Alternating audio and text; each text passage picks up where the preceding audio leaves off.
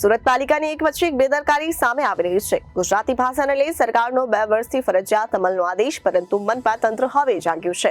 બોર્ડનું લખાણ ગુજરાતી ભાષામાં નહીં કરનારને નોટિસ આપવાનું શરૂ કરાયું છે। પૂર્વ કોર્પોરેટર વિજય પાનસુરિયા દ્વારા મુખ્યમંત્રીની ફરિયાદ કર્યા બાદ પાલિકા તંત્ર હવે જાગ્યું છે। સુરત પાલિકાની એક પછી એક બેદરકારી સામે આવી રહી છે। ગુજરાતી ભાષાને લઈને સરકારનો 2 વર્ષથી ફરજિયાત અમલનો આદેશ, પરંતુ મનપા તંત્ર હવે જાગ્યું। બોર્ડનું લખાણ ગુજરાતી ભાષામાં નહીં કરનારને નોટિસ આપવાનું શરૂ કરાયું છે। પૂર્વ કોર્પોરેટર વિજય પાનસુરિયા દ્વારા મુખ્યમંત્રીની ફરિયાદ કર્યા બાદ પાલિકા તંત્ર જાગ્યું છે। સરકારી કચેરીએ પરિસરો, સાર્વજનિક સ્થળોના નામ, સૂચના, દિશા નિર્દેશ હવે ફરજિયાત ગુજરાતીમાં કરવા અભિયાન શરૂ કરાયું છે। વહીવટી તંત્ર દ્વારા હવે સંસ્થાઓના બોર્ડ, બેનરમાં ગુજરાતી ભાષાનો ઉપયોગ નહીં કરનારને એકમોને નોટિસ પાઠવવાનું શરૂ કરાયું છે।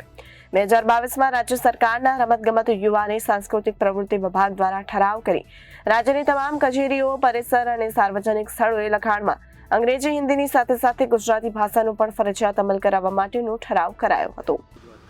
કોઈ પણ રાજ્ય હોય એની માતૃભાષાનું ગૌરવ દરેક વ્યક્તિને હોય છે। આપણે ગુજરાતમાં રહીએ છીએ, ગુજરાતી તરીકે આપણને આપણી ગુજરાતી ભાષાનું મહત્ત્વ અને એનું ગૌરવ બી હોવું જોઈએ।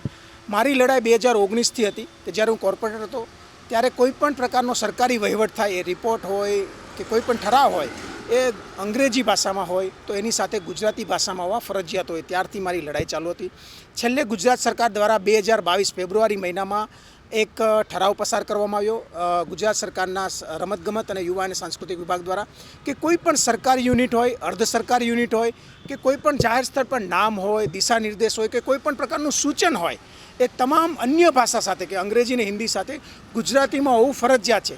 સુરત મહાનગરપાલિકા આનો અમલ કરતી નહોતી, એટલે મારું એક માન્ય મુખ્યમંત્રીશ્રીને એક પત્ર લખ્યો।